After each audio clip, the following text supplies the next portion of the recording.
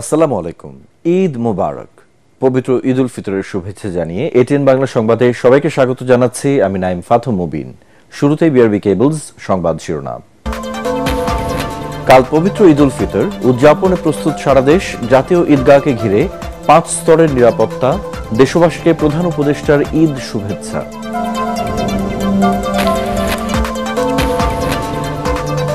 প্রধান উপদেষ্টার চীন সফর দুদেশের সম্পর্ককে মজবুত ভিত্তি দিয়েছে দাবি সরকারের। বাংলাদেশে কারখানা স্থাপনে সরাসরি তদারকির আশ্বাস প্রেসিডেন্ট শি জিনপিং এর। এবং প্রধান উপদেষ্টার চীন সফরকে ইতিবাচক হিসেবে দেখছে বিএনপি। শেখ হাসিনাকে ভারতে রেখে জাতীয় নির্বাচন পেছালে দেশের সংকট বাড়বে, মন্তব্য মির্জা ফখরুলের। শুনছেন বিআরবি কেবলস সংবাদ শিরোনাম। এবারে বিস্তারিত। দেশের আকাশে শাওয়াল মাসের চাঁদ দেখা গেছে।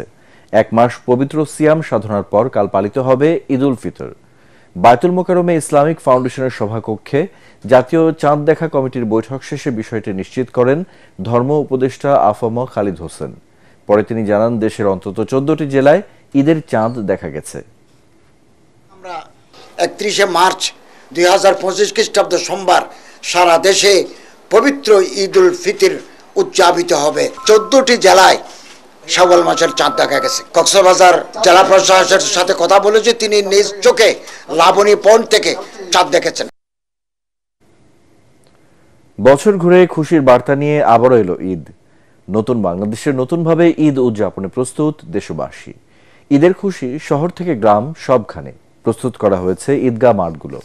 এবার ঢাকায় নতুন আঙ্গিকে আয়োজন করা হচ্ছে 700 বছর আগে মোগল আমলে শুরু হওয়া ঈদ আনন্দ মিছিল ও সাংস্কৃতিক অনুষ্ঠান। পবিত্র ঈদ উল ফিতর উপলক্ষে দেশবাসীকে শুভেচ্ছা জানিয়েছেন প্রধান উপদেষ্টা ডক্টর মোহাম্মদ ইউনুস। রিপোর্টে জানাচ্ছেন মাহবুব কবির চপল।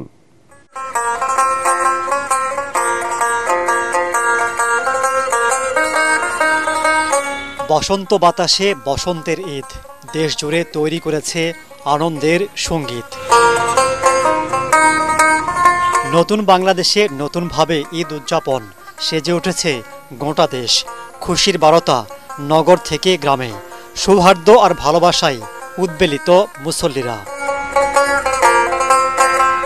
এবার রমজানে তেমন হাহাকার ছিল না মানুষের মধ্যে। ঈদ যাত্রাও হয়েছে স্বস্তির, যেন অনেক দিন পর ভিন্ন মাত্রার ঈদ। দেশবাসীর কাছে এমন ঈদই প্রত্যাশিত। এইবার সিন্ডিকেট বা বাস ভাড়া যে বাড়তি অসহনীয় মাত্রাটা কম, অনেক ভালো লাগতেছে। আর পরিবার সঙ্গে অনেকদিন পরে ঈদ করতে আমার। এবার ঢাকায় নতুন আঙ্গিকে আয়োজন করা হচ্ছে মোগল আমলের 700 বছর আগের ঈদ আনন্দ মিছিল। ঈদের দিন সকালে আগারগাঁও পুরাতন বাণিজ্য মেলার মাঠ থেকে মিছিল শুরু হবে। থাকবে সাংস্কৃতিক অনুষ্ঠান ও 2 দিন ব্যাপী আনন্দ মেলা।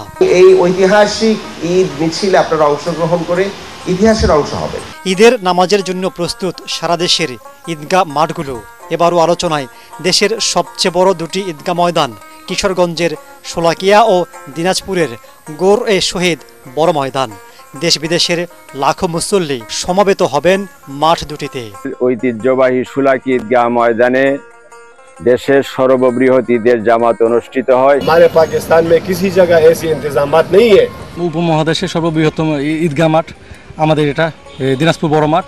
ঈদ উল ফিতর উপলক্ষে মুসলিম উম্মার শান্তি কামনায় শুভেচ্ছা বাণী দিয়েছেন প্রধান উপদেষ্টা ডক্টর মোহাম্মদ ইউনুস। পবিত্র ঈদ উল ফিতরের সকলকে জানাই ঈদ মোবারক। ঈদের জামাতে দলমত নির্বিশেষে সবাই যেন পরাজিত শক্তির সকল প্ররোচনা সত্ত্বেও সুদৃঢ়ভাবে ঐক্যবদ্ধ থাকেন, সেজন্য আল্লাহর কাছে মোনাজাত করবেন।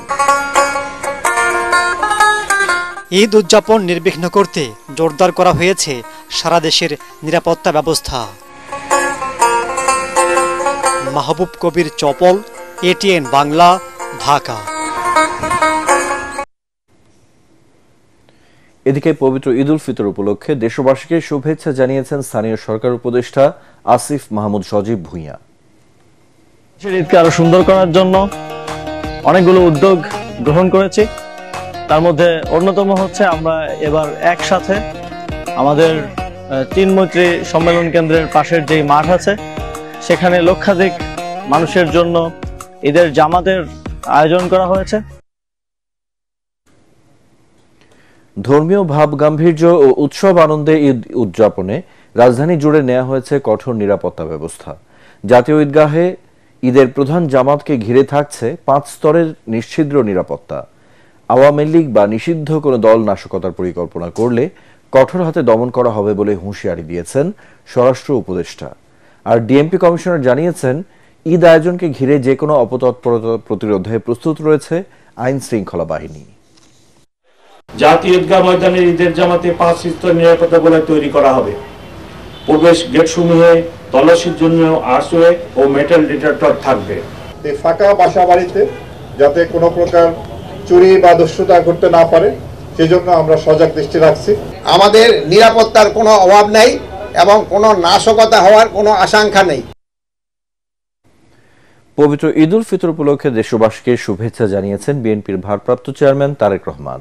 এক ভিডিও বার্তায় তিনি বলেন, বীর জনতা রক্তক্ষয়ী গণ অভ্যুত্থানের মাধ্যমে ফ্যাসিবাদের পতন ঘটিয়ে দীর্ঘ 1.5 দশক পর ভয়হীন, স্বাধীন, সার্বভৌম এক গণতান্ত্রিক পরিবেশে দেশের আপামর জনগণ এবছর পবিত্র ঈদ উল ফিতর উদযাপন করছে।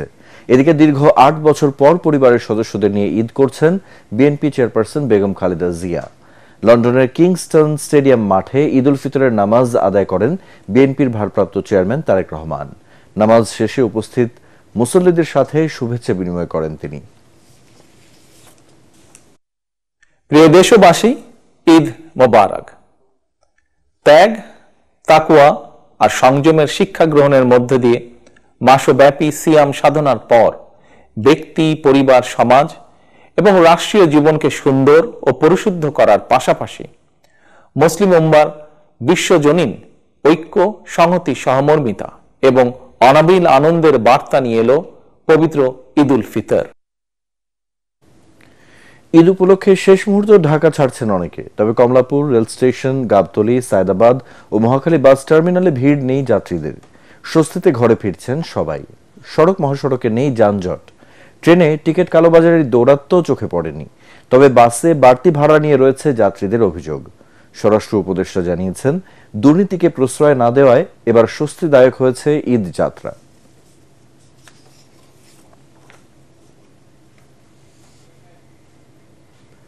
প্রধান উপদেষ্টা ডক্টর মোহাম্মদ ইউনূসের চীন সফরে ঢাকা বেইজিং সম্পর্কের শক্তিশালী ভিত তৈরি হয়েছে বলে মনে করে অন্তর্বর্তী সরকার।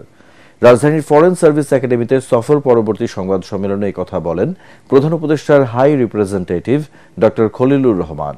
তিনি জানান, বাংলাদেশের কারখানায় চীনা প্রতিষ্ঠানের পণ্য তৈরির বিষয়ে সরাসরি তদারকির আশ্বাস দিয়েছেন প্রেসিডেন্ট শি জিনপিং। একই সাথে রোহিঙ্গা সংকট নিরসনেও সর্বোচ্চ সহযোগিতার আশ্বাস মিলেছে এ সফরে। প্রধান উপদেষ্টা প্রেসিডেন্ট শিকে সরাসরি আহ্বান জানিয়েছেন চীনা প্রতিষ্ঠানগুলো যাতে বাংলাদেশে এসে তাদের কারখানা স্থাপন করেন, এবং প্রেসিডেন্ট শি সাথে সাথে জবাব দিয়েছেন যে বিষয়টি তিনি ব্যক্তিগতভাবে তদারকি করবেন। গণতন্ত্রের শত্রু শেখ হাসিনাকে ভারতে বসিয়ে রেখে জাতীয় নির্বাচন পেছালে দেশের সংকট আরও বাড়বে বলে মনে করেন বিএনপি মহাসচিব মির্জা ফখরুল ইসলাম আলমগীর। আওয়ামী লীগকে নিষিদ্ধ করার বিষয়ে দেশের জনগণ সিদ্ধান্ত নেবে জানিয়ে তিনি বলেন, ঐক্যমত্য কমিশনের সংলাপেও এ বিষয়ে সুরাহা হতে পারে। প্রধান উপদেষ্টার চীন সফরে বেশ কিছু অর্জন রয়েছে জানিয়ে মির্জা ফখরুল বলেন, বিএনপি ক্ষমতায় গেলে সবার সাথে বন্ধুত্বপূর্ণ সম্পর্কের উপর জোর দেবে। কিন্তু আপনার ভারতবর্ষে আওয়ামী লীগের অবস্থান, হাসিনার অবস্থান, এখন পর্যন্ত ভারতবর্ষের একটা কোল্ড শোল্ডার গণতন্ত্রের শত্রু তাকে ভারতবর্ষে বসিয়ে রেখে আমি আপনার নির্বাচনটাকে পেছাবো, এটা আরো বেশি সংকট তৈরি করবে। যুক্তরাষ্ট্রের বাংলাদেশি কমিউনিটিতে ব্যাপক উৎসাহের সাথে পবিত্র ঈদ উল ফিতর পালিত হচ্ছে। নারী, পুরুষ, শিশু সহ পরিবারের সকল সদস্যদের উপস্থিতিতেই যুক্তরাষ্ট্রের মসজিদগুলোতে অনুষ্ঠিত হয়েছে ঈদের নামাজ। বিস্তারিত জানাচ্ছেন আমাদের যুক্তরাষ্ট্র প্রতিনিধি নাজমুস সাকিব। ব্যাপক উৎসাহ এবং উদ্দীপনার মধ্য দিয়ে যুক্তরাষ্ট্রের বাংলাদেশি কমিউনিটিতে এবারের ঈদ উল ফিতর উদযাপিত হচ্ছে। ঈদের নামাজের জামায়াতে সকাল থেকেই দল বেঁধে মুসল্লিরা জড়ো হতে থাকেন। আমরা থাকি অনেক বিদেশে, অনেক দূরে। বাংলাদেশে অনেক সদস্য আছে, পরিবার আছে, পরিবারের সদস্যরা আছে। সবাইকে ঈদ মোবারক। ওয়েন্টন বিচ, ফ্লোরিডা থেকে একটা দারুণ অনুভূতি এখানে এসে। সকালে ভোরবেলা সবাই যখন বাংলাদেশেও নামাজ পড়তে আসি, উজু করে সবাই একসাথে, এখানেও একই ভাবে আসছি। আশা করি আপনাদের সবাই খুব ভালো ঈদ যাবে। ফ্লোরিডা মুসলমান বাইবেল পক্ষ থেকে আপনাদেরকে ঈদের শুভেচ্ছা জানাচ্ছি।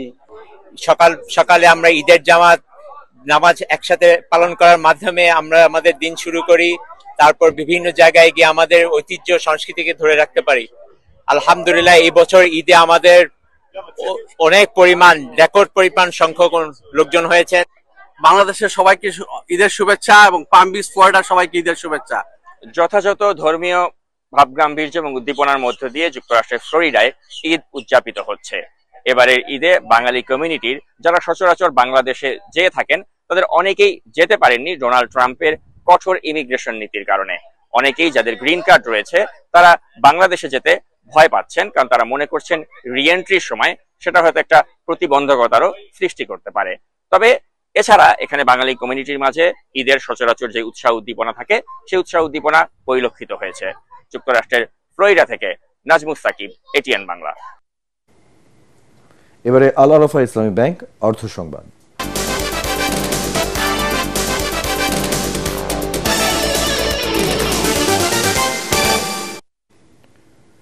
যমুনা সেতুর ওপর দিয়ে গেল 24 ঘন্টায় 45,478টি যানবাহন পারাপার হয়েছে। এতে টোল আদায় হয়েছে 3,21,64,600 টাকা। যমুনা সেতু কর্তৃপক্ষ জানায় শুক্রবার রাত 12টা থেকে শনিবার রাত 12টা পর্যন্ত 24 ঘন্টায় 45,478টি যানবাহন পারাপার হয়েছে। এর মধ্যে উত্তরবঙ্গগামী 29,288টি যানবাহন পারাপার হয়েছে। এতে টোল আদায় হয়েছে 1,90,45,750 টাকা। অপরদিকে ঢাকাগামী 16,190টি যানবাহন পারাপার হয়েছে। এর বিপরীতে টোল আদায় হয়েছে 1,31,18,850 টাকা। এ পর্বের শুরুতেই পার্টেক্স খেলার খবর।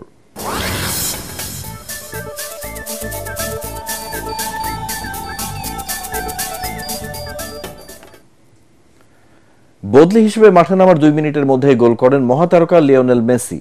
তাতে যুক্তরাষ্ট্রের মেজর লিগ সকারে ফিলাডেলফিয়াকে 2-1 ব্যবধানে পরাজিত করে ইন্টার মায়ামি। নিজেদের মাঠ চেজ স্টেডিয়ামে খেলার 23 মিনিটে রবার্ট টেলরের গোলে এগিয়ে থেকে বিরতিতে যায় ইন্টার মায়ামি। খেলার 55 মিনিটে মাঠে নামানো হয় লিওনেল মেসিকে। মাঠে নামার 2 মিনিটের মধ্যে গোল করে দলকে 2-0 গোলের লিড এনে দেন আর্জেন্টাইন মহাতারকা। এই জয়ে ইস্টার্ন কনফারেন্সে পয়েন্ট টেবিলের শীর্ষে উঠে এলো লিওনেল মেসিরা। শেষ করার আগে বিআরবি কেবল সংবাদ শিরোনামগুলো এক নজরে আরেকবার। কাল পবিত্র ঈদ উল ফিতর উদযাপনে প্রস্তুত সারা দেশ। জাতীয় ঈদগাহকে ঘিরে 5 স্তরের নিরাপত্তা। দেশবাসীকে প্রধান উপদেষ্টার ঈদ শুভেচ্ছা। প্রধান উপদেষ্টার চীন সফর দুদেশের সম্পর্ককে মজবুত ভিত্তি দিয়েছে দাবি সরকারের।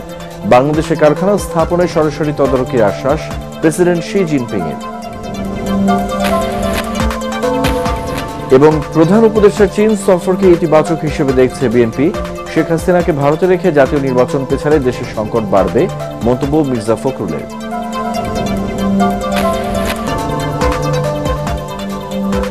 পরবর্তী সংবাদ দেখার আমন্ত্রণ জানিয়ে এখনকার মতো শেষ করছি। এটিএন বাংলার সংবাদ ইউটিউবে দেখতে ব্রাউজ করুন youtube/ATN Bangla News। ধন্যবাদ।